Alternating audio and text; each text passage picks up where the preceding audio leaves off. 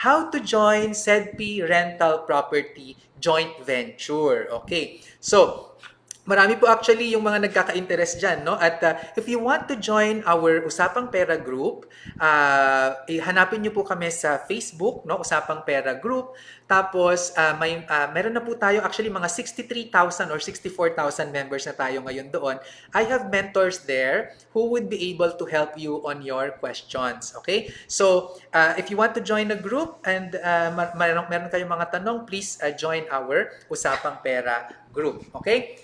Kaunting patalastas lang. Kung gusto niyo rin ng aking matuto on personal finance, meron po tayong libro, Learning Wealth, Successful Strategies in Money Management. So to order, just type book sa Vince Rapisura Facebook Messenger, and after that ay mayroon na, no, may instructions na on how to pay, at yun pong natin ay may social mission yan, no, yung pong presyo natin ay 100 pesos of the 495 pesos na presyo ng libro ay idodonate natin pang-assist sa mga naapektuhan ng pandemic. Okay? So, yon. Okay, so go tayo sa ating joint venture. Ano ba ang joint venture? Ang joint venture, ito ay isang business arrangement where two or more persons or organizations contribute money, property, or industry to a common fund. Okay? And these organizations or persons, they undertake investment activity or a specific project with the intention of sharing profits, risks, and losses. Okay? So gusto ko linawin lang yan ha, na yung ating joint venture, we come together, either our expertise, our capital, we join them together, and then we use that to do a business or implement a project with the intention na to gain from it. But if we lose, tayo din po ay maghahati-hati doon sa losses niya. So, profit and loss sharing po tayo dito. Hindi po tayo yung mga pangako ng mga mga pangako ng mga scammer na 100% guaranteed, ganyan. Nako, wala po akong ganon. Share po tayo sa profit and risks. Okay? So, yun pong ating gagamitin ay contractual joint venture where this is a private contract without need to register with the Securities and Exchange Commission. Kasi kapag po talaga pagpera ang pinag-uusapan natin, dapat talaga ay sumusunod tayo sa kung ano ang gabay ng batas, no? Ano yung sinasabi sa batas. So, ayaw natin na mayroon tayong na-violate. That's why I am providing this information to you. So, we will enter into a contractual joint venture at ito po ay hindi na kailangang i-register sa SEC dahil ito po ay kontrata. Okay? Pero yung SEDPI, which is a part of the joint venture, ay nakalagay po sa ating Articles of Incorporation that we have the power to enter into a partnership, and yun pong rental property business ay nakalagay siya as a business venture, no? Nature of business venture natin. So naka-register siya sa SEC na isa ito sa mga pwede nating mga businesses. Okay? So ang contractual joint venture, we don't need separate legal personality from the joint venture members. Okay? So hindi na kailangan na nag-create pa ng juridical person dito ng no, so we are just natural and juridical persons coming together to form the joint venture. So ano yung features ng ating joint venture? It can exist for the term of the purpose stated. So sasabihin natin kung gaano katagal yung ating arrangement, no? Walang limit sa number of co-venturers except for foreign equity restrictions. Okay? So, ito po yung actually isa sa mga ina-address natin kasi pag tayo ay nag-go into investments, no? We are participating in investments, kailangan talaga natin kumuha ng license to sell securities from the SEC. Pero, if we are just doing joint venture, hindi naman malakihan ng ating mga pinag-uusapan at mayroon talagang specific project tayo na gustong gawin, then we don't need to get a license from SEC and we just need to establish the joint venture, no? The contractual. In our case, it's a contractual joint venture. So the government can also be a part of a joint venture, no? Actually, marami sa mga build projects natin ay joint venture po yan, no? Joint venture po yung ating ano yan, ang ginagamit ng gobyerno to do this. Okay? So, ito po, I just want to show you, this is the rental property that you can join, no? So, the building was originally built in 2006, and ang gustong-gusto ko talaga sa rental property ay meron na tayong rental income na nakukuha. So, that is, from 2006 to 2018, nakikita nyo dyan kung magkano, 192, 216, tapos nung 2018, for that year, we were able to get 408,000 pesos in rental.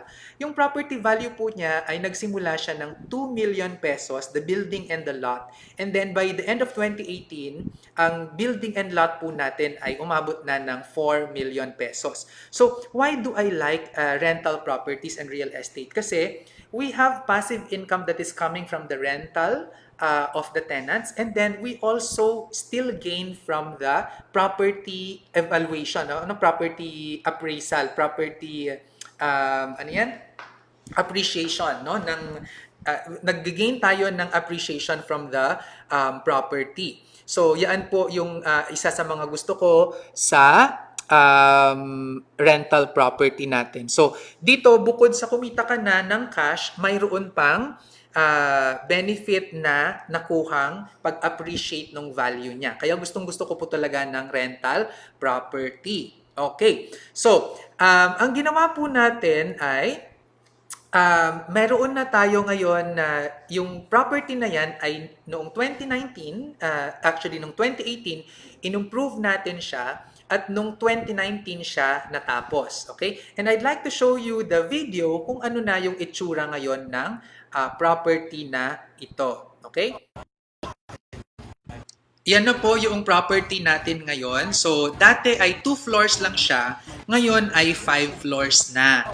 And before, we only had 4 units. Ngayon ay mayroon na tayong 12 units. Okay? And of course, yung anong ginawa natin siya, kasi 2006 pa ito ginawa, ay in-strengthen natin ang pundasyon para mag-last pa ng longer yung property. Okay? So, yan yung ano natin, yun yung sa yun yung video ng property natin. So, this is the valuation last year of the property, no? So, Colliers yung kinuha natin na, Colliers International yung kinuha natin na appraiser, okay? So, makikita nyo po ha, hindi po tayo basta-basta nang kumuha ng mga appraiser, hindi lang po sa mga tabi-tabi. Colliers International. Isa po yan sa mga premyadong organizations on real estate, doing market research on real estate and providing appraisal services. Okay? So, yan po yung evaluation. So, makikita nyo dyan, yun pong dalawa yung pinagawa natin na valuation, no? Which is the market approach and the income approach. So, ano yung market approach? Yung market approach takes into consideration yung property value ng lupa at saka yung building, magkano kung ibebenta natin ngayon. Okay? So, that's one analysis. Another analysis is the income approach. Yung income approach naman ay tinitignan niya magkano yung investment na nilagay mo dyan. Tapos, magkano ba yung future na makukuha mo, expected na future na income from this building? Tapos, i-add niya lahat yon, yung mga future income na yon, at ilalagay niya into the present value. Now, if you don't know what the present value is, I have a video on time value of money. You can go and watch that to be able to know what present value is. Pero ang present value, ang ibig sabihin lang niya ay ito yung value ng future cash flows na makukuha natin na renta in the future, no?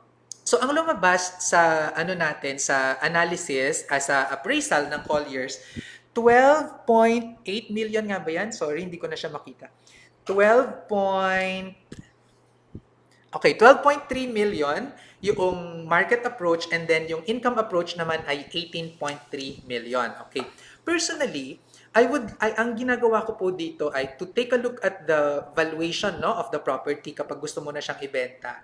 Ay take a look at the midpoint. Ano yung midpoint ng market approach at saka ng income approach. At yung midpoint, yan yung aking target na selling price. Okay? So, yan yung ano natin, yan yung ginawa natin sa na valuation sa kanya. At so ang ginamit natin instead na 18.3 or 12.3, nandun tayo sa middle, no? So, ang valuation ng property ay nasa 16.5. Yan yung ginamit natin na valuation ng property. Okay? So, I would like to show you the video on site, no, nang ako ay pumunta doon sa ano natin, sa property natin. Paborito kong source ng passive income ang rental properties. Bukod kasi sa potential capital gains na naibibigay nito, nakapagbibigay din ito ng regular cash flow buwan-buwan.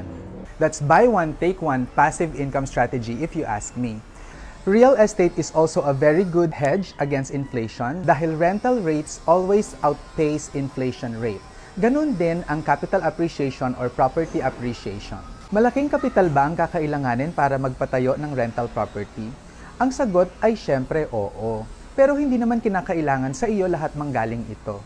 In my case, what I did was to get a loan from a financial institution at nag-ipon lang ako ng 20% of the down payment para mapatayo ang rental property. Tapos ang ginawa ko, yung foundation ay nakaabang para sa mataas na building. Yung kaya ng income ko dati ay pang 2 floors lang. Ngayon at mas nakakaluwag-luwag na, naituloy ko at nagawa ko na itong 4 floors with penthouse. Ako si Sir Vince, dito sa Sampaloc, nagsasabing ang pagyaman na pag-aaralan.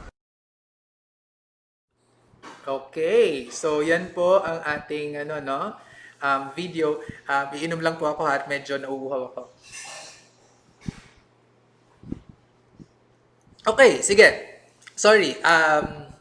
So nakita ninyo, yan mismo yung property at nagbigay ako ng tips sa mga kung gusto ninyong pumunta on your own sa real estate. Of course, no one is stopping you from doing that. But if you want to join us, no, through our joint venture, ito po yung pwede nating gawin. So, yung pong property, ang tawag po namin ay Marzan 1 dahil ito po ay located sa Marzan Street sa Sampaloc, Manila.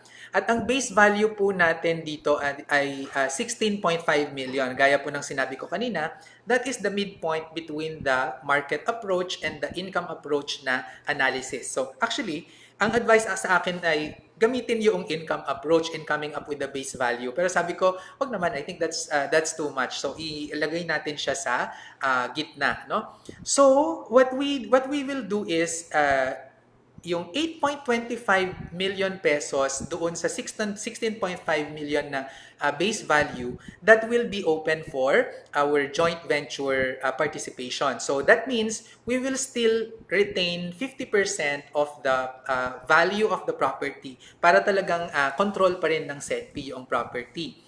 And if you want to join, per unit of joint venture contribution is 100,000 pesos. So, yan yung participation. So, paano yung ownership ng property? So, as I said a while ago, SEDPI retains full ownership of the property.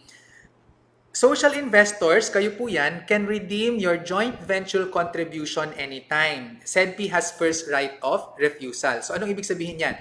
Nag-invest ka, for example, ng 200,000 pesos dito as your joint venture contribution and nag-invest natin for 5 years. Tapos, after 5 years, kinailangan mo yung pera.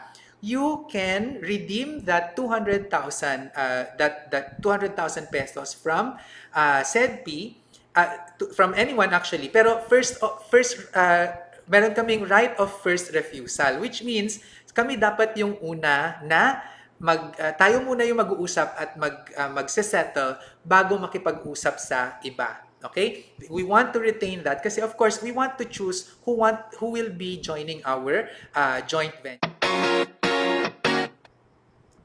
Okay. So after that, the redemption amount is based on the base value of the property with reference to the property appraisal. So, for example, you invested 200,000 pesos after 5 years, depending on the appraisal of the property, it could be a little bit higher or a little bit lower, no? Depende yan sa kung ano yung market condition. So, Usually what we do is we do our appraisals every 2 years para nakikita natin talaga kung ano yung value noong property. Okay? Social investors may transfer rights to other social investors pending SEDPI approval. So, for example, hindi tayo nagkasundo dun sa redemption, ay you can actually quote unquote transfer this, no, or sell this to other social investors, but we have to approve who those social investors are going to be, no. So ito naman yung profit sharing natin. So sa Marzan 1, profit sharing. So the rental income will be shared by the joint venturers based on the contribution. So kami ngayon, we are holding 16.5 million of the contribution. Tapos may mga iba na kumuha na, I think meron na, siguro ang estimate ko, no, meron na tayong 500,000 pesos na ibigay as joint venture contribution sa ibang social investors. So mayroon pang roughly about 8 million pesos na available. So, paghahati-hatian natin ngayon as joint venturers yung rental income na makukuha dito sa property na to. Pero, bago natin paghati-hatian, we will take out 15% standard property management fee. Kasi hindi naman po pwede na hindi naman tatakbo yung building mag-isa, no? Nalilinisan niya yung sarili niya mag-isa at magkokolektahan niya yung rent mag-isa.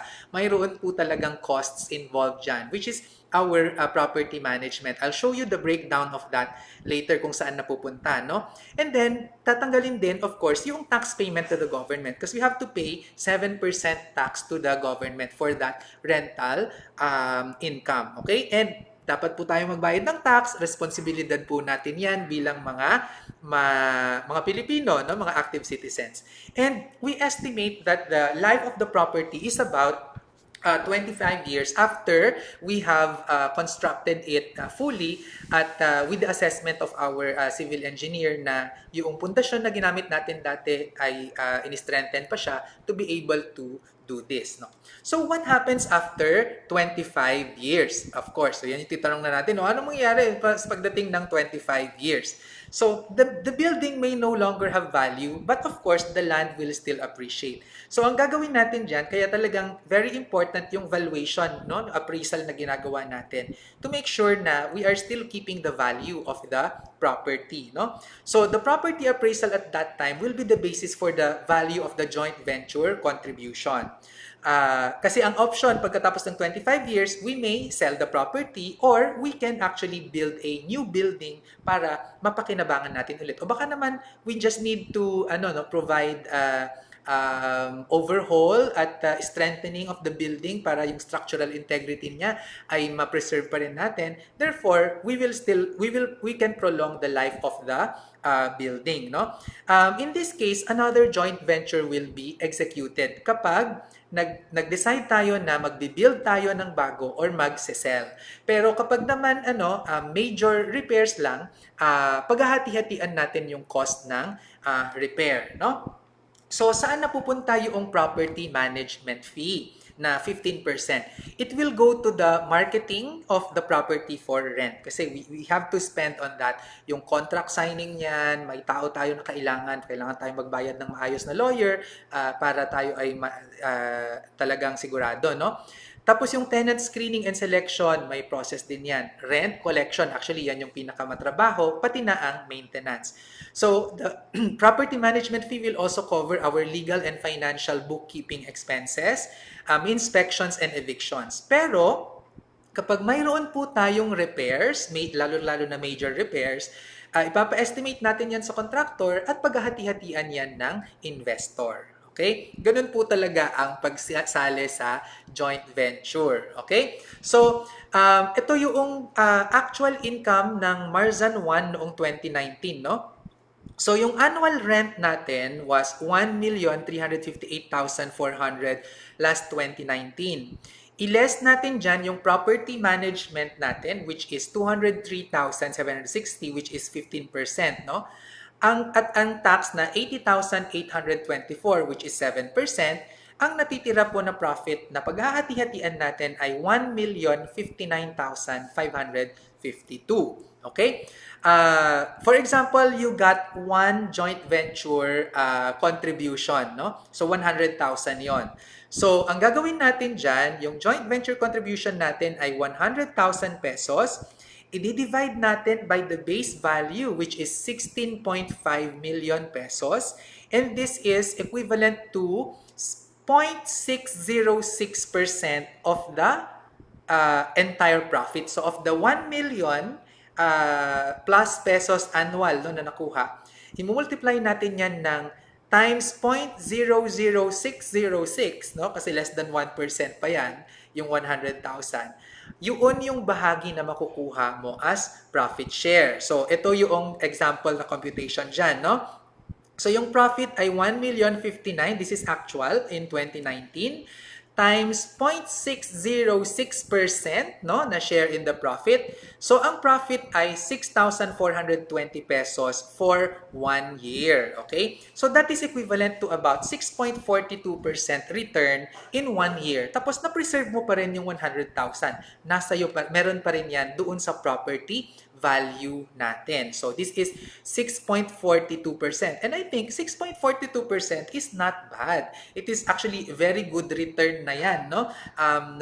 For ano, lagi nating tatandaan, di ba? Sinasabi ko, ang pinakamabilis na paraan ng pagyaman ay pag nagdadahan-dahan. Okay. Now, what will happen in the succeeding years? Kasi hindi naman, of course, tayo naman po ay mag-i-increase ng rent, no? So, ang rule po natin ay every 2 years tayo nag-i-increase ng rent, okay? So, sa assumption po natin na every 2 years, pagdating ng 10th year, ang projected rate of return na natin ay nasa 9.35%. At kung i-move further pa natin yan, no, on the 20th year, 15.06% na ang ating projected rate of return. So, this is on the long haul talaga, no? Now, paano, so sabihin nyo sa akin, nako, edi mas okay naman na kapag dating ng year 3 or year 10, 9% na yon, doon na lang ako mag-i-invest. Actually, hindi din. Kasi yung mga mauuna, sila yung magbe-benefit. Dahil yung mga mahuhuli na mag-i-invest, the base value will increase and therefore, yung 100,000 pesos na joint venture nila, hindi na nila yun makukuha at 100,000. Maybe next year, it will already be 105,000 pesos for the same contribution. Okay? So, maganda that you invest now because you lock in the value of the property while it has not appreciated yet. And then, the time becomes your friend. Nag-appreciate yung value over time. Okay? So, yan po yung ating yun po yung ating projection. So, remember, ito lang po ay projection, hindi po ito guarantee, hindi po ito assured. Okay? So, ang payouts natin, it will be done on a quarterly basis, no?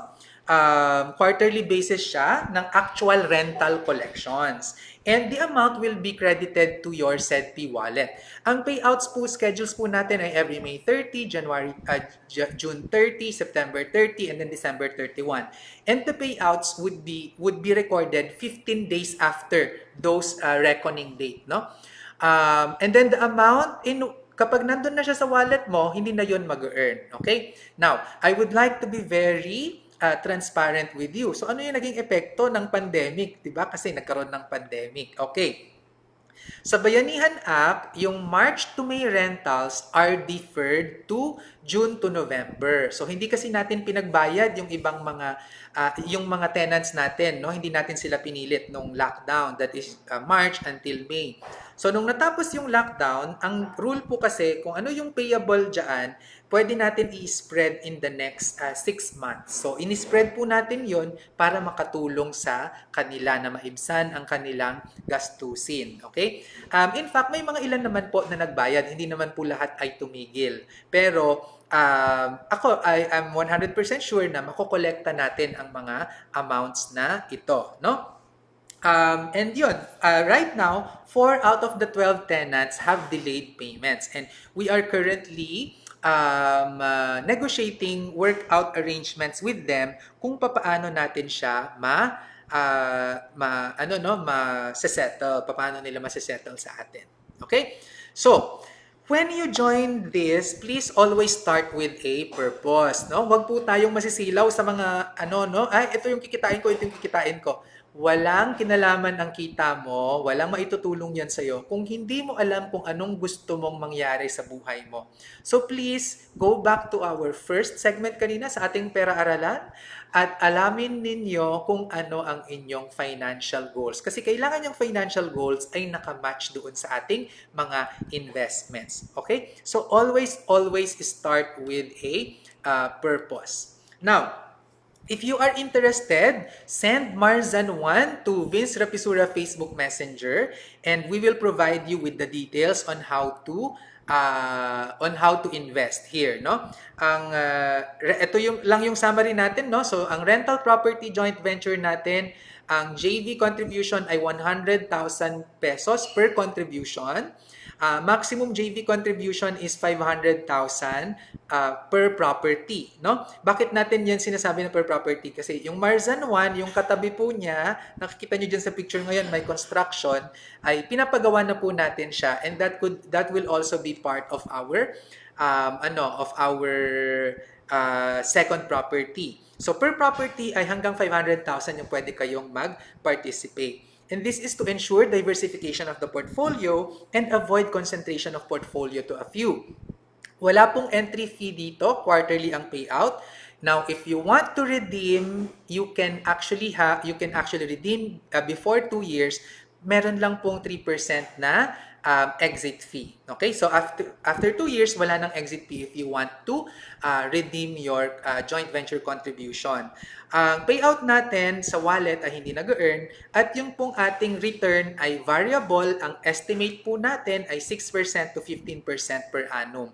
And very important, SEDPI retains ownership of the property. So please send Marzan1 to Vince Rapisura Facebook Messenger if you are interested to join our rental property joint venture. Okay, so yan. So, nahitik ang ating session ngayon tungkol sa paggawa ng financial goals at tungkol sa real estate investing. So, sana ay okay kayo, na marami kayong natutunan at pagbukas tayo ng opportunity sa inyo. Ako si Sir Vince, nagsasabing ang pagyaman na pag-aaralan.